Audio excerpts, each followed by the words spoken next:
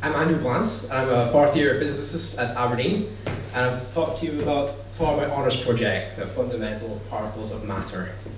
80 years ago, in 1932, the what they knew about particle physics was very different than what they know today.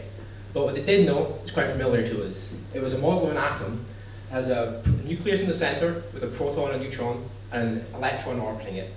They also knew that these were all very different things. The electron was much, much smaller than the proton. So, knowing this, they all categorized them in a couple of separate ways. And as we'll start seeing, particle physics names things either very, very literally or very eccentrically. So the category the electron in, it's called the lepton, which literally means small in Greek. And the neutron and proton are in the category of baryons, which literally means big in Greek. Shortly after this, they started finding lots of new particles that were just weird and different to what they knew and unexpected. The first was the neutrino, and this picture here is the tracks neutrinos leave when you look at them through apparatus. And the neutrino is incredibly light, it's almost massless, but when it lacks in mass, it makes up for it in just sheer abundance. It's the most abundant particle in the entire universe. Every second, 1 trillion of them pass through each of our hands. So that's quite a lot. Another one they found was the pion, and that was weird as well, because it was a lot bigger than the electron, but not quite as big as a proton or neutron, so they called it a meson, which literally means middle. And the other one they found was the muon, and for a long time they thought the muon was the pion, until they realized it was just a heavy version of the electron, so it joined it in the lepton category. You'll see though very quickly the number of fundamental particles has quadrupled. This was quite worrying at the time as well, but this trend continued, and by 1964 there was over 100 fundamental particles. Yeah, 1964, over 100 fundamental particles, which is a lot, and they were named weird things like those. Carl D. Anderson, a man who was very important in finding a lot of these, said, to begin with, you got a Nobel Prize if you found one of these particles, but now there were so many, you should get a $10,000 fine. People are getting kind of sick of finding new ones for a couple of reasons. A lot of these particles, they were kind of unpredictable. They didn't act like neutrons and protons and electrons, how we expect particles to act. They decay in very long times or very short times. So they called these strange acting particles, very literally. Another problem was the sheer volume. 100 fundamental particles, it's a lot of things to make up the universe with. They thought the universe should have only a few things. It should be simple and easy to understand. But this was the opposite of that. It was way too many. So they put a lot of work into finding ways to organize this, to see if there's a pattern underlying them all. And this is what Gell-Mann did with the Eightfold Way, which takes its name from Buddhist teaching. The Eightfold Way is actually the 8 sort of rules Buddhists live their life by, but Gell-Mann is very different, and his was an organizing system for particles. We see on horizontal lines, particles are classified by their spin, which is how fast they spin around. And on the diagonals, they're classified by their electric charge. So a particle like a proton, which we know has 0 spin, and 1 charge is in the intersection between the Q equals 1 and S equals 0 line. The intricate workings though of the Eightfold Way isn't the important bit here. It's the fact that it worked very, very well. Every single meson and baryon fit into one version of the Eightfold Way. And it was so successful, Gell-Mann was able to find gaps in the Eightfold Way and predict new particles from it. This is exactly what Mendeleev did when he made the PR table and able to find new elements. So it was a very successful thing, but Gell-Mann went a step further and he asked, why is this possible? He knew all these particles acted really differently, and it didn't almost make sense to him why they could be arranged like this. What he thought this implied, though, was maybe there was something more fundamental than this, that they had an underlying structure that gave them this pattern. What he proposed then was called the quark model. And he proposed 3 quarks, the up quark, the down quark, and the strange quark. And these would be now the most fundamental particles, he thought. The quarks could join together in separate ways, and depending on how they join together, they could form different baryons and mesons. So the proton is made of 2 up quarks and a down quark, and the neutron is made of 2 down quarks and an up quark. strange quarks, they mixed in with those to form the weirder, strange particles. And this was also very successful. He was able to predict and make all the mesons and baryons out of these 3 quarks. But even though that, it was almost too radical a leap for his peers, and it wasn't accepted for a really long time. It was like the 60s. No, that was 70s before it was actually accepted properly.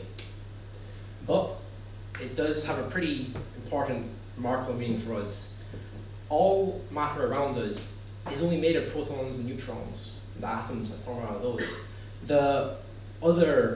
All the other baryons and mesons, they decay into other things, and they don't interact with us. So, but protons and neutrons are only made of up and down quarks.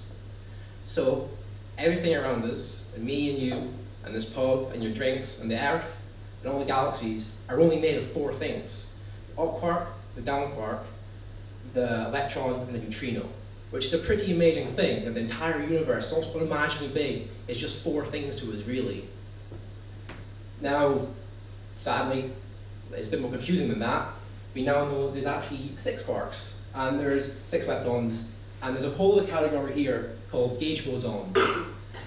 Gauge bosons are the things that control forces, so electricity, magnetism, decays of particles. There's one here called the gluon, which very literally glues quarks together. And you can all see there's a quark there called the strange quark. No, the charm quark, sorry, which is just called that because they thought, wouldn't it be charming if a 4th quark existed? And then they called it the charm quark. And there's also the Higgs boson, which CERN was trying to find. Also though, kind of almost worryingly, there's other versions of these particles. So there's actually 61 fundamental particles. And in certain models of the universe, there's actually 122.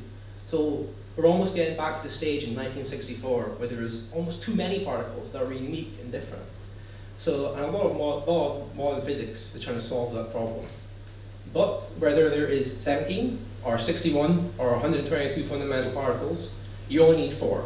The up, down, electron, and neutrino to make all our galaxies and us and everything else. Thank you.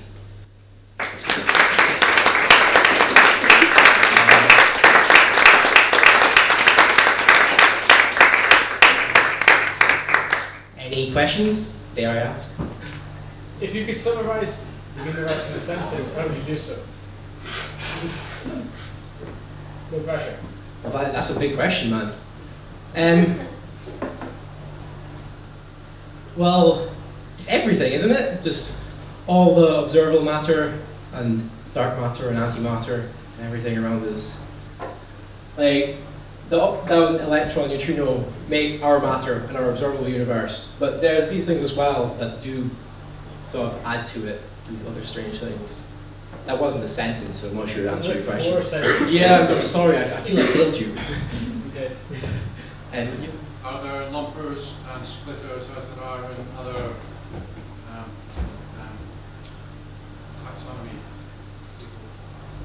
taxonomy? Like other ways to categorize them? Or? Yeah, well, yeah. You said they can be either 16 or... Well, the bigger version, the ones with the 61, each quark, there's 3 versions of each quark. So it's like a magnet that's a north and south pole, quarks of 3. So there's 3 different types of quarks. And then there's like 8 different types of gluons, so that kind of adds up with that. The categories are named, but just there's more of them. That makes any sense. If we only physically interact with protons and neutrons, how would you detect very simply all the other? A lot of them were proposed originally to fix theoretical problems. So, like the charm quark was proposed to fix slight issues with the weak force and how decays worked. And later on, as particle collider technology got better, they were able to detect them. So most of these things, sort of theory came first, and then things were set to look for them. Does that answer it? If you don't interact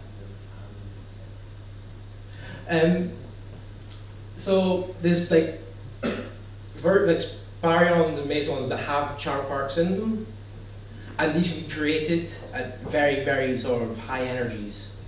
And though they don't make up our matter, their matter decays into them sometimes before decaying into other things. So if you can catch bits of decays, then you can kind of imply they exist. It's also kind of getting into like what I'm researching next for my honors project. There's that Higgs bone stuck on the iron there. Does that mean it's going to be stuck down below it? Because it doesn't look right now. I'm not sure. I think it sort of exists in its own bit for reasons I don't quite understand. I think it's quite complex, like things about vectors and stuff. Do the quarks have some kind of spin? Yeah, different quarks have different spins. So the up charm and top have half spin, and then they actually don't have half spin. I'm sorry. Yeah, all the quarks have half spin. They have different charges though. So like the So the particles they make up, are they basically the sum of all the spins of the quarks? Yeah, that's how the charge works as well. So the proton has one charge because it makes it two ups and a down. So their charges add up to be one.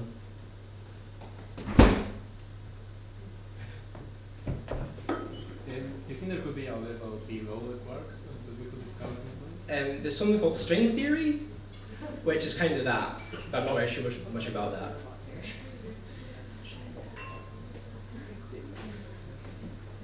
Yeah, one more. Why is the eightfold thing a hexagon? With 2 points in the middle? I think that's just how the geometry worked out. There's other versions of the eightfold way that look like triangles and different shapes. So there's like 2 axes, right? 6 points. Yeah. And so some of them should meet in the middle, but why are there 2 middle points? I think that's. Oh, thank you. Yeah, these two here. Yeah. I think with the eightfold way, I think we're allowed to put things in the middle of hexagons. It's just the way the maths and stuff work. That's the best I can answer. I'm sorry. I think it's just how the design of the system works. Just in one plane. Yeah.